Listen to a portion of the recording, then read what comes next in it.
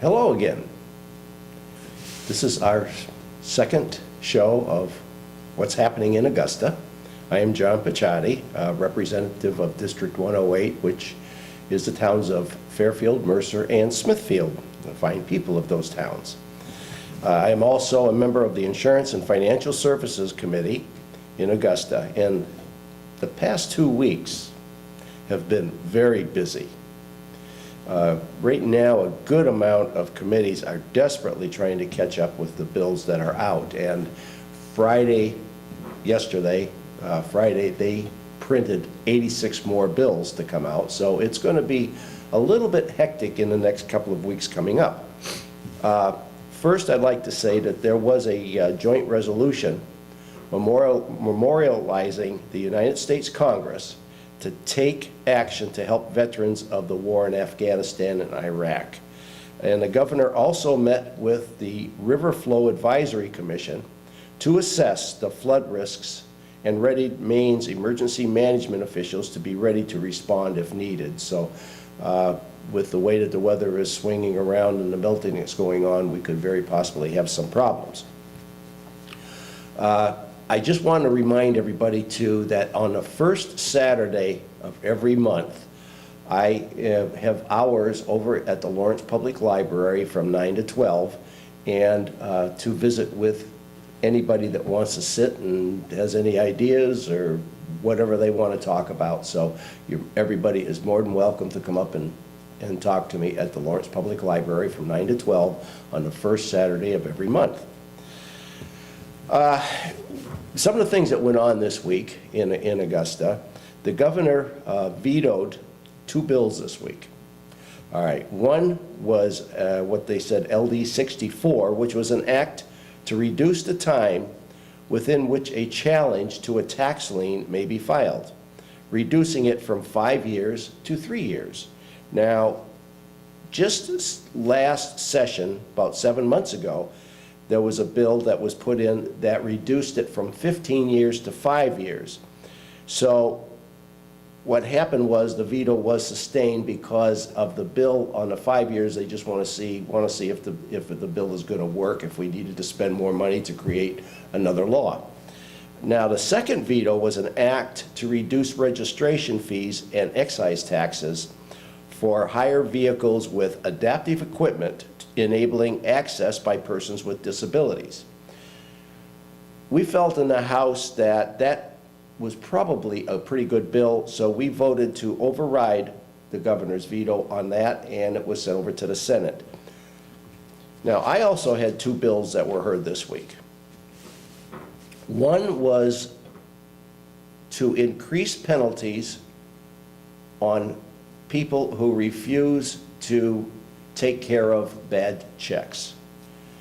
Now, I know we all can make mistakes in writing checks by miscalculating how much money we have or things like that in the account.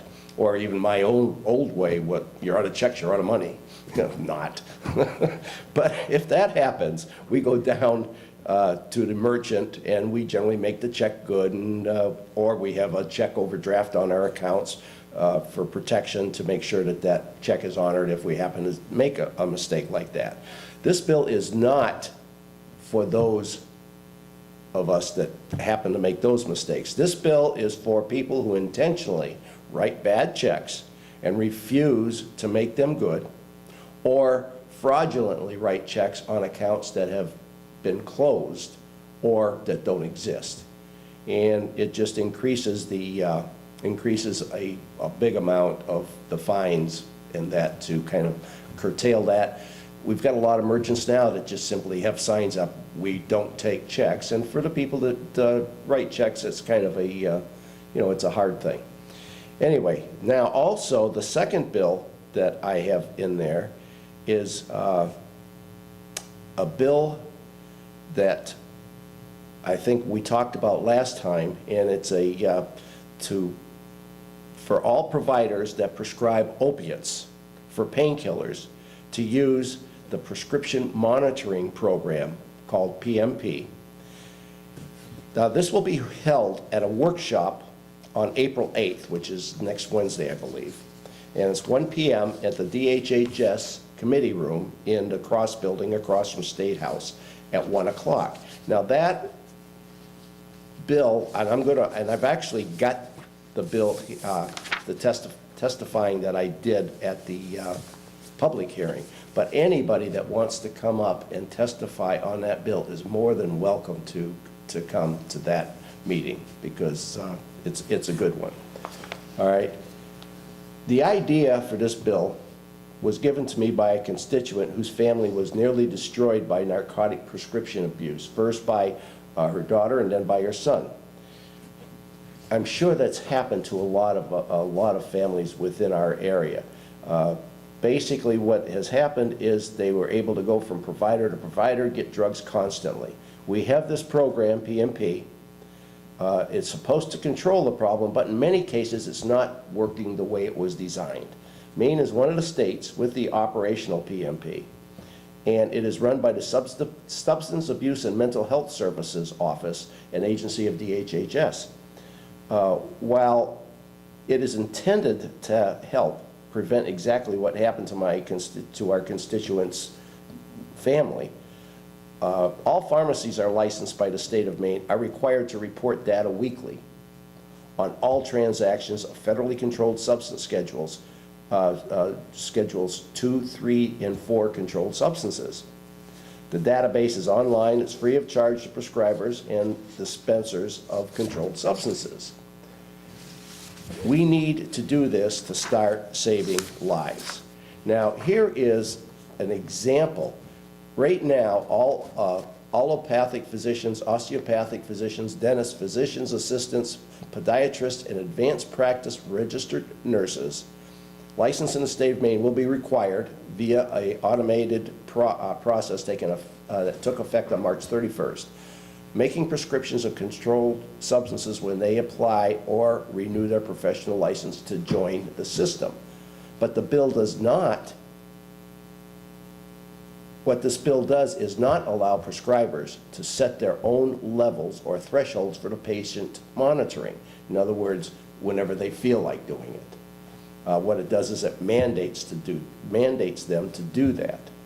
Now, I received this from information on research from actually the revisor's office. There are currently 1,448 providers regularly using this website. If the bill becomes law and becomes mandatory, it is expected to increase that number to 9,793. That's a lot of doctors that are not, and I shouldn't say just doctors, a lot of providers that are not using this program on a regular basis. And that is why I think we have a lot of this prescription drug abuse without people getting help. So anyway, that is going to be heard. That will be a workshop on April 8th at 1 p.m. at the DHHS committee room in the Cross Building at the State House on April 8th. One of the other bills that I have is on domestic violence, a truly bipartisan bill, which is co-sponsored by our legislatures from our area, Representative Nutting, Representative Neto, Representative Longstaff, Representative Beck, and Senator Whittemore, all are co-sponsors of this bill. The bill stiffens the bail on persons arrested for domestic abuse and violence, and also, where available, requires that the person arrested to wear an electronic ankle bracelet which notifies the police when the perpetrator goes towards the victim's house, automatically dispensing a police car to the victim's house for protection. Now, when I said the ankle bracelets were available, right now there is a control out there that there are 3 counties that are trying out the ankle bracelets. And Somerset and Kennebec happen to be 2 of those counties, so it would affect us greatly here. Another bill on my radar that is being heard this Monday is my film bill, which is designed to produce over 1,000 jobs to help get a $20 million plus film studio built in Maine. It's designed to make Maine competitive with other states that get all the big films and the film money and jobs. It is tax credits. Right now, we have a program that gives tax credits, but the tax credits are basically geared towards the smaller films that are, it's good that they're filmed in Maine, but they don't produce the big amount of jobs, and they're not going to bring in a big film studio, that type of thing. So this increases that tax credit so that we become competitive with the states that are getting the big films. We have such a beautiful state here, and people are just dying to come in and film here. But unfortunately, it's a dollars and cents thing that they simply look at it and they can't afford to. You know, and what this film does is hopefully brings that in. Now, this film will be this bill will be heard in Taxation Committee Room at 1 p.m. on Monday. And I also have another bill in there that will be out this week, which is basically to help our public school funding. Right now, and when I say that, and softly, right now, if a child chooses to go to a charter school, which is their right, the district must pay the charter school for that child. Now, the problem with that is, if the child, let's say 3 weeks after going to the charter school, decides that they don't want to go to that school and want to go back to the public school, they have to turn around. The child goes back to the public school, but the charter school doesn't have to give the money back. So all this bill says is, this bill says the money follows the child, so that the district gets some money. And it is done on a prorated basis. So, you know, if the, you know, whatever percentage of the time the child spends in a charter school, then that money goes back.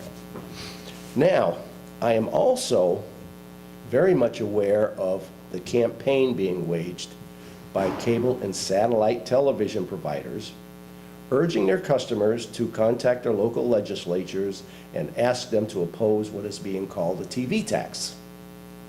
It's a 6% tax based on what your user cost is, whatever you're doing on your for your cable.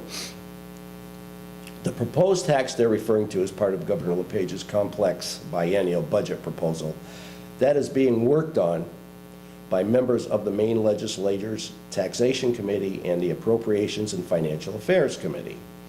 Now, I can assure you, these legislators are hard at work on this proposal in order to put together a budget package that serves the best interest of all Mainers. The finished product is still months away and may not even include the so-called TV tax. So that's just kind of giving you, you know, I appreciate everybody contacting me with your concerns, and I will certainly pass them along to our members who are diligently working on the budget.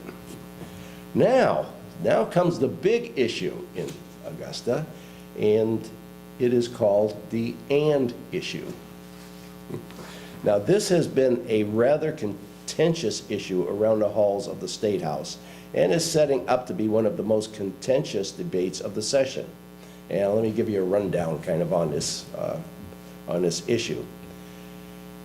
The Omnibus Energy Bill was passed during the last legislative session, the 126th. And among other things, the agreed upon legislation of both increased the authority of the Public Utilities Commission to pursue natural gas pipelines capacity, and for Efficiency Maine Trust to increase funding available for energy efficiency investments. During the process of crafting the final draft of the legislation, the bill was retyped by a member of the revisor's office. During this process, the word "and" was left out of a key sentence.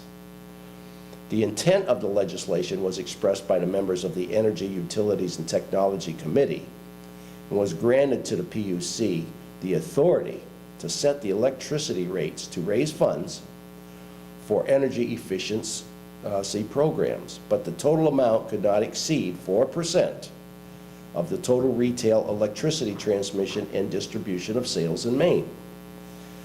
The final draft of the bill omitted the second "and," which proved to be a costly error. That omission changed the cap on the funding for Efficiency Maine from roughly about $60 million to just over $20 million.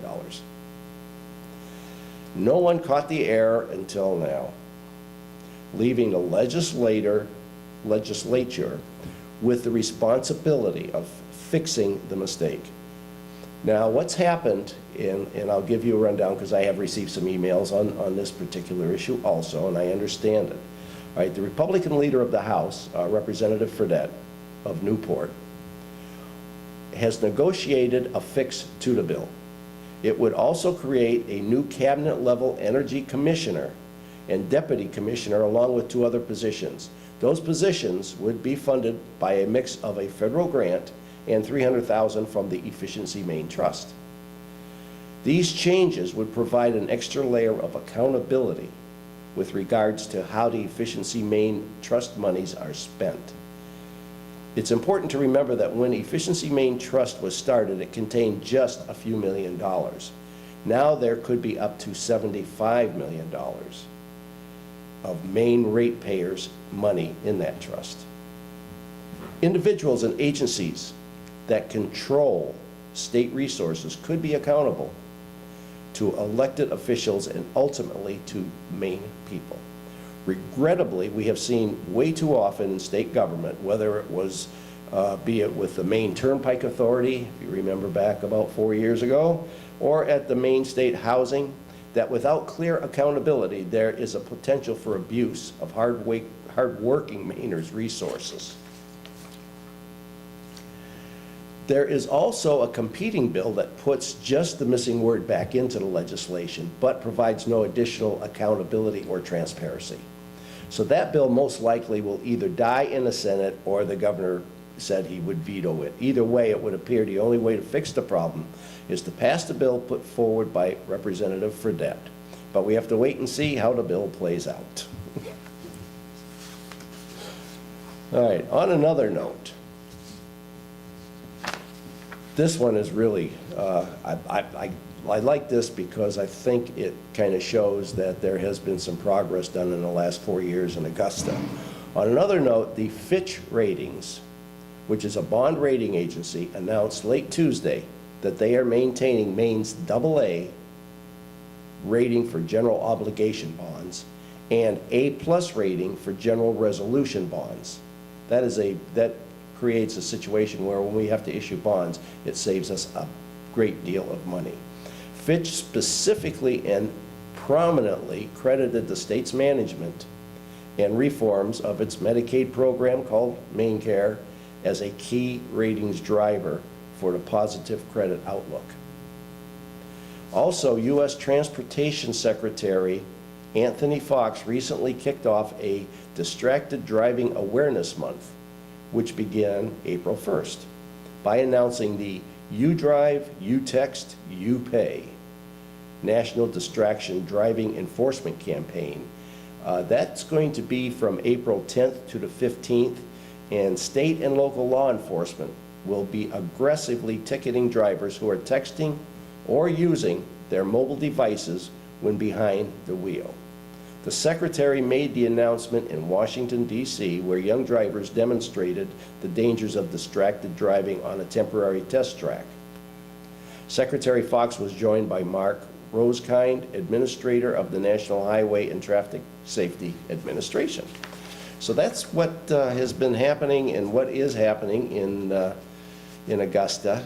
The next 2 weeks are going to be tremendously busy. As I said, they printed 86 bills on Friday, yesterday, and those will all be going in and assigned to committees, and it's going to make the committees very, very busy.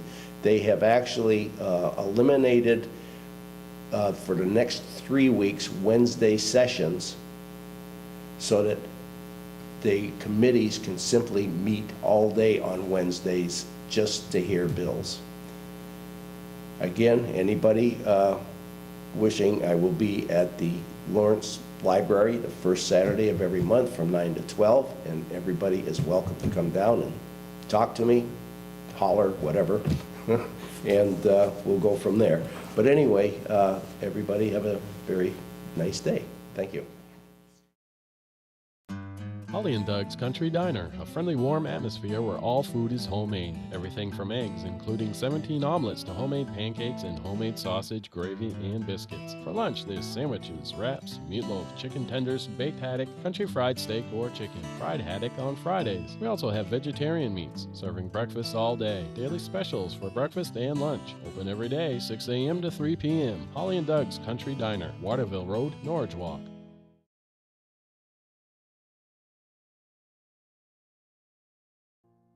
I started Mainly Elder Care out of a love and passion for the elderly. Kathy is a wonderful person, and she knows what she's doing.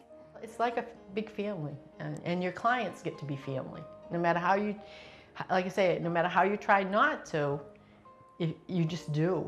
We will not only be your caregivers, but we will be your advocates. Please call us today and set up an appointment. Let us be there when you can't.